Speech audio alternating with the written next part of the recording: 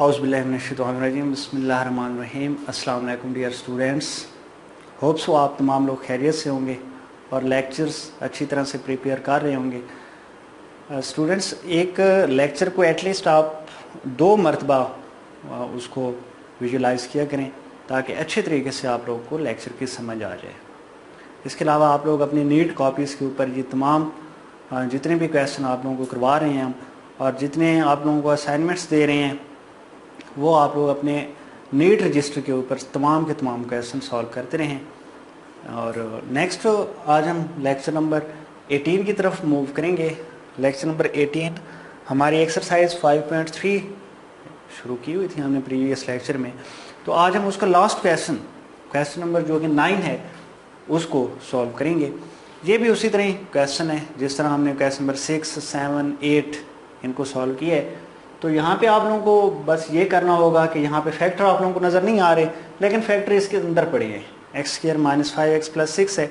इसको जब आप लोग फैक्टराइज करेंगे तो यहाँ से इसके 2 फैक्टर बनेंगे। दोनों फैक्टर्स को बारी बारी सॉल्व करेंगे तो हमारे पास 2 इक्वेशंस आएंगे। दोनों इक्वेशंस को उसी तरह साइमल्टेनियसली सॉल्व करेंगे, आपके पास आंसर आ जाएगा ए और बी का। सिंप्लीफाई करते हैं इसको, सॉल्व। ये जो इक्वेशन है इसको हम p(x) का नाम दे देते हैं। p(x) ax³ - 9x² + bx + 3a। अब ये इक्वेशन जो पॉलिनोमियल इक्वेशन है ये एग्जैक्टली डिविजिबल है किसके ऊपर? इस इक्वेशन के ऊपर, x² - 5x + 6। इसके ऊपर ये एग्जैक्टली डिविजिबल है। तो इसका मतलब है एग्जैक्टली डिविजिबल है तो इसके जो 2 फैक्टर आएंगे वो उनको हम बारी बारी जब सॉल्व करेंगे रिमाइंडर थ्योरम के अंदर, तो वहां पे जो r होगा रिमाइंडर, उसको हमें क्या पुट करना पड़ेगा? 0 पुट करना पड़ेगा, क्योंकि यहाँ पे क्या है? एग्जैक्टली डिविजिबल है इसके ऊपर। ठीक है, तो सबसे पहले तो हमें फैक्टर चाहिए, तो यहां से हम फैक्टर बना लेते हैं इस इक्वेशन से। x² - 5x + 6। फर्स्ट टर्म को एज इट इज रखें, लास्ट टर्म को भी as it is. Mid term के हम इसको फैक्टराइज करते हैं, फैक्टर बनाते हैं, तो इसके बनेंगे -2x - 3x। देखिए -2x - 3x को ऐड करें तो आंसर आना चाहिए -5x। तो देखिए -2x - 3x ऐड करें तो आंसर इज -5x। जब इन दोनों को हम मल्टीप्लाई करें तो आंसर आना चाहिए 6x²। तो देखिए माइनस माइनस प्लस आ रहा है, 2 × 3 6x², तो यहाँ भी आ रहा है 6x²। अब ऐसे करते हैं, पहले इन 2 टर्म से हम x कॉमन ले लेते हैं। 1 टाइम x कॉमन, x बच जाएगा, यहाँ से x कॉमन, रिमेनिंग में -2 आ जाएगा। यहाँ से -3 अगर हम कॉमन लें तो रिमेनिंग में x और माइनस प्लस माइनस 3 2 टाइम 6, दोनों में x -2 आ गया है। x -2 हम कॉमन ले लेते हैं तो रिमेनिंग में x -3। ये 2 फैक्टर हमारे पास यहां से बन चुके हैं। अब इन दोनों फैक्टर्स को हम बारी बारी सॉल्व करेंगे। सबसे पहले अगर हम, अब उसने कहा है कि ये इक्वेशन जो थी वो एग्जैक्टली डिविजिबल है, तो ये 2 फैक्टर भी क्या होंगे? एग्जैक्टली डिविजिबल होंगे। मतलब इसका भी रिमाइंडर हमारे पास 0 आएगा, इसका रिमाइंडर भी हमारे पास 0 ही आएगा। तो सबसे पहले हम इस x -2 फैक्टर को आगे सिंप्लीफाई कर लेते हैं। तो सबसे पहले हम इस x -2 को पुट कर देंगे 0 के इक्वल, और यहाँ से x की वैल्यू फाइंड करेंगे। -2 दूसरी साइड पे जाएगा तो +2 आ जाएगा। अब हम इसके बाद क्या करते थे?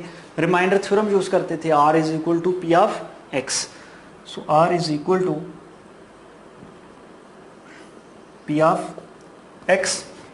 अभी मैंने बताया कि r हम 0 पुट करेंगे। क्यों पुट करेंगे? क्योंकि उसने कहा है कि ये इक्वेशन एग्जैक्टली डिविजिबल है और इसी इक्वेशन से हमने ये 2 फैक्टर भी बनाए हैं, तो लाजमी तौर पे ये 2 फैक्टर भी क्या होंगे? एग्जैक्टली डिविजिबल होंगे। तो इसलिए रिमाइंडर क्या होते हैं एग्जैक्टली डिविजिबल में? हमेशा 0 होते हैं। तो इसलिए इस रिमाइंडर थ्योरम में r की जगह, रिमाइंडर की जगह हम 0 रिप्लेस कर लेंगे और p(x) this one ax³ -9x² + bx plus 3a।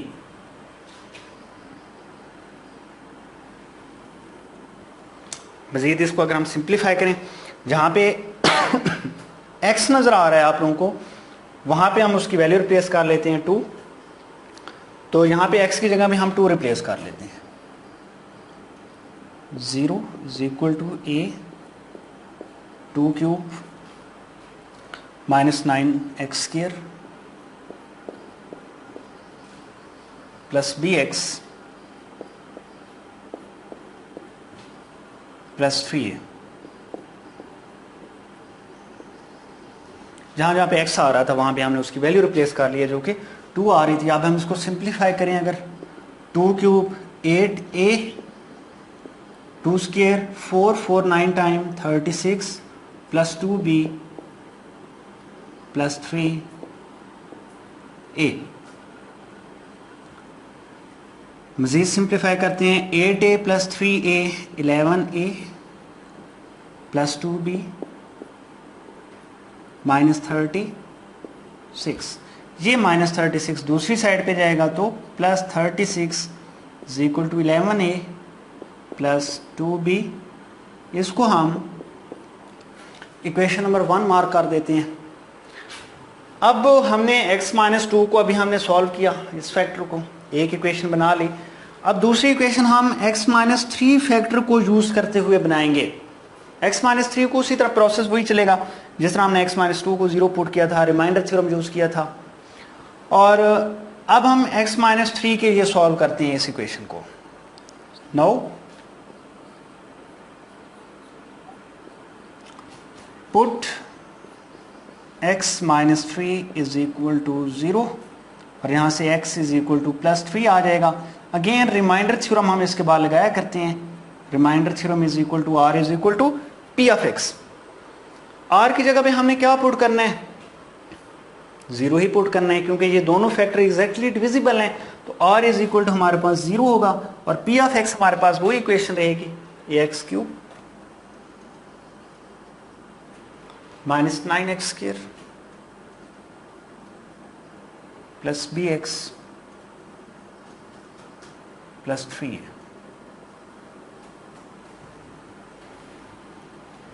मजीद इसको आगे सिंप्लीफाई करते हैं। जहां पे x नजर आ रहा है वहां पे हम उसकी वैल्यू रिप्लेस करेंगे 3 जो कि आ रही है, दिस वन इज 3, तो 0 is equal to 3 cube minus 9x square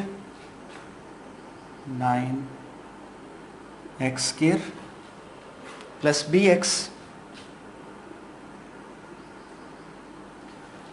and plus 3a। 3 cube is 27a, 3 square is 9 और 9 multiply 9, answer is 81, 3b plus 3a। ए वाली टर्म को आपस में सॉल्व कर लेते हैं, तो 27a plus 3a, answer is 30a plus 3b minus 81। अब इस माइनस 81 को हम दूसरी साइड पे शिफ्ट कर देते हैं तो प्लस 81 आ जाएगा, इज इक्वल टू 30a। या फिर हम यहाँ से 3 को कॉमन अगर ले लें तो ज़्यादा इजी रहेगा। अगर हम 3 कॉमन लें यहाँ से तो 3 10 टाइम 30a प्लस 3 कॉमन आ गया, रिमेनिंग में b आ जाएगा, और 3 27 टाइम 81 आ जाएगा, इज इक्वल टू 0। अब देखें 3 यहाँ पे मल्टीप्लाई हो रहा है, दूसरी साइड पे जाएगा तो डिवाइड हो जाएगा, तो 0 ओवर समथिंग, आंसर इज 0 आ जाएगा। 10a plus b minus 27। इस माइनस 27 को दूसरी साइड पे शिफ्ट कर देते हैं, प्लस का 27, 10a प्लस, इसको हम इक्वेशन नंबर 2 मार्क कर देते हैं। अब देखिए इक्वेशन 1 और 2 इनको हमने साइमल्टेनियसली सॉल्व करना है। तो साइमल्टेनियसली सॉल्व करना है तो यहाँ पे देखें इक्वेशन 1 में b के साथ 2 आ रहा है और इक्वेशन 2 में b के साथ 1 आ रहा है। अगर हम इक्वेशन 2 को 2 से मल्टीप्लाई कर दें, जब हम इसको 2 से मल्टीप्लाई कर देंगे तो यहाँ भी 2b आ जाएगा और यहाँ भी 2b। फिर जब हम दोनों को सब्ट्रैक्ट करेंगे तो b वाली टर्म कैंसिल हो जाएंगे, वहाँ से हम a की वैल्यू को ईजिली सॉल्व कर सकते हैं। a की वैल्यू आ जाएगी, फिर a की वैल्यू को आप लोगों की अपनी चॉइस है, या तो इक्वेशन 1 में रिप्लेस कर दें या फिर इक्वेशन 2 में रिप्लेस कर दें, तो आपके पास दूसरा b का आंसर आ जाएगा। तो इक्वेशन 2 को हम 2 से मल्टीप्लाई कर देते हैं, equation 2 multiplying with 2 and subtract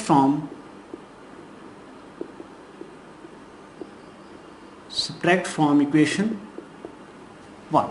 तो सबसे पहले हम इक्वेशन 2 को 2 से मल्टीप्लाई करें।